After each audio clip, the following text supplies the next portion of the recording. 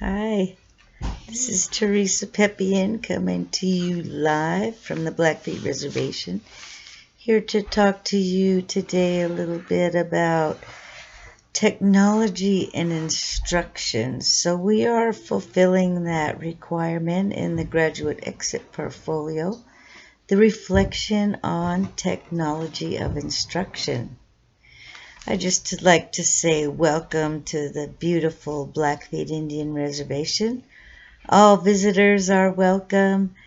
And my name is Teresa Pepe, and I'm a member of the 2017 graduate cohort of education at Montana State University, Northern. Go Northern Lights! And again, I'm here to talk to you today and reflect on the artifact technology of instruction.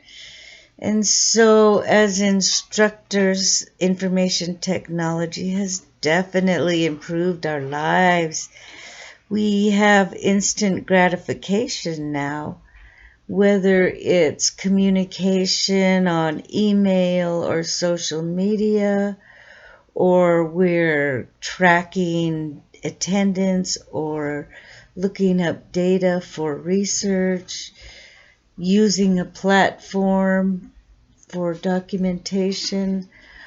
Whatever we're doing, it makes our life easier. It makes our life more efficient and effective.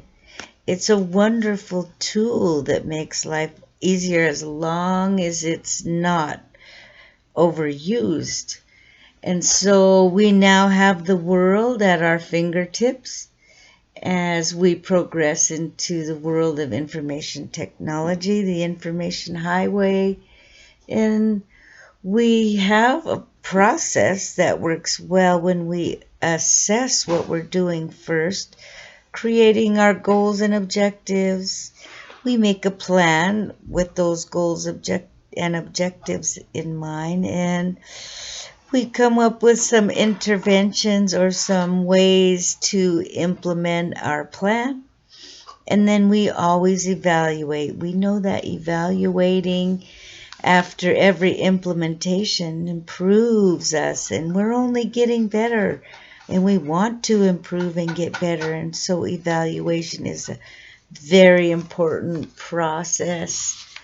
So clearly social media has been one of the explosions from information technology, and I used to be one of those teachers who would have a basket at the door and have everybody put their telephone in there to avoid distraction during lecture. But now I'm seeing that we can use the telephones as tools for research, for communication, for attendance, and for watching any videos that we may need according to topic. And so we get instant gratification with any of those genres. We can almost expect our answers immediately, and that's really rewarding, especially with screen time, our time spent on the screen.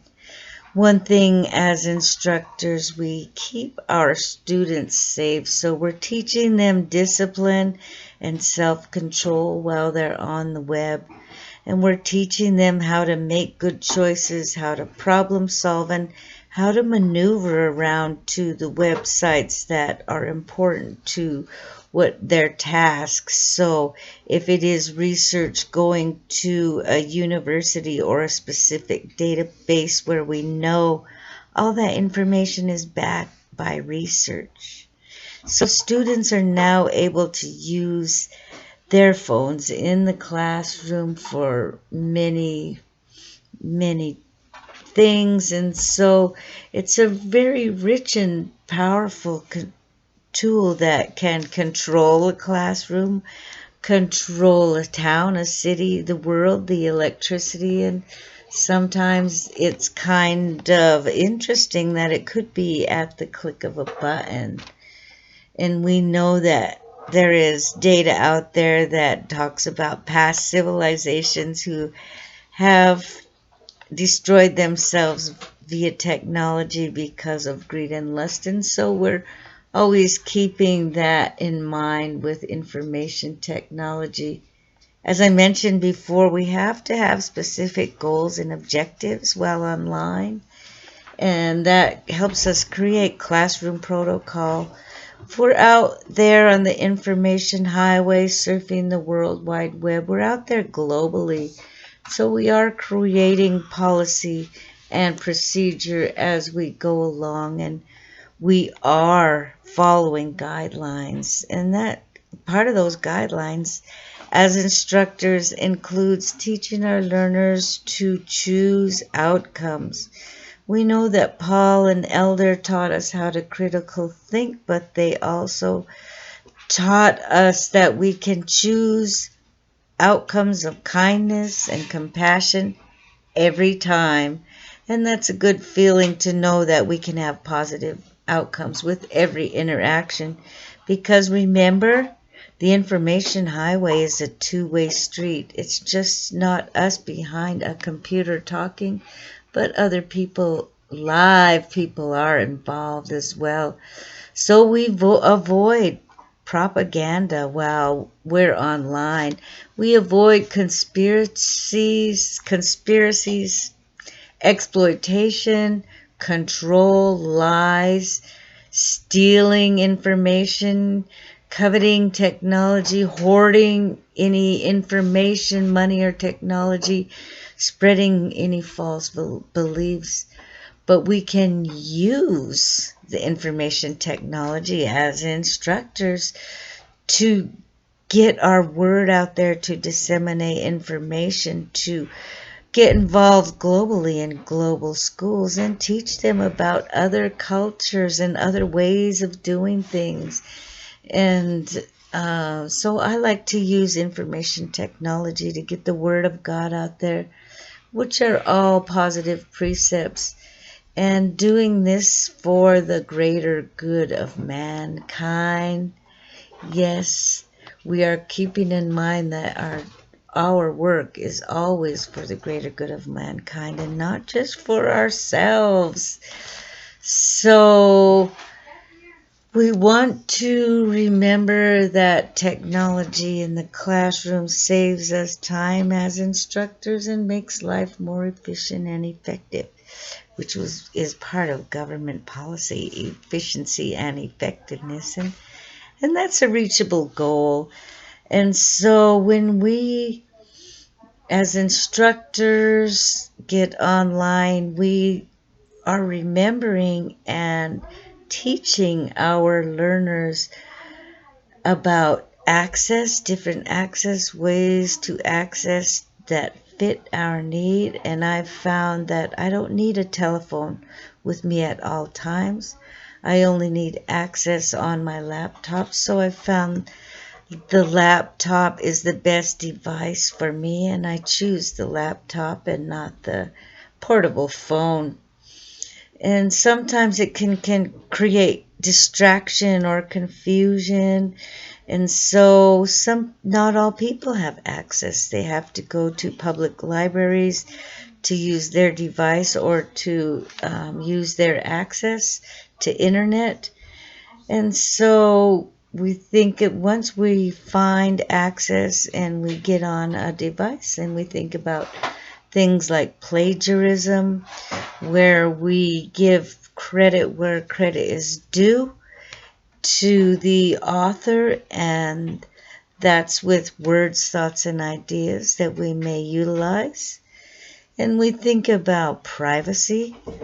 What is privacy? We videotape something, and how private can we legally keep it?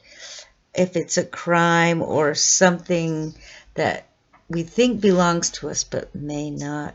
We think about liability in the classroom, liability in social media and other areas, and the legalities of disclosures of specific websites, or infringement, like on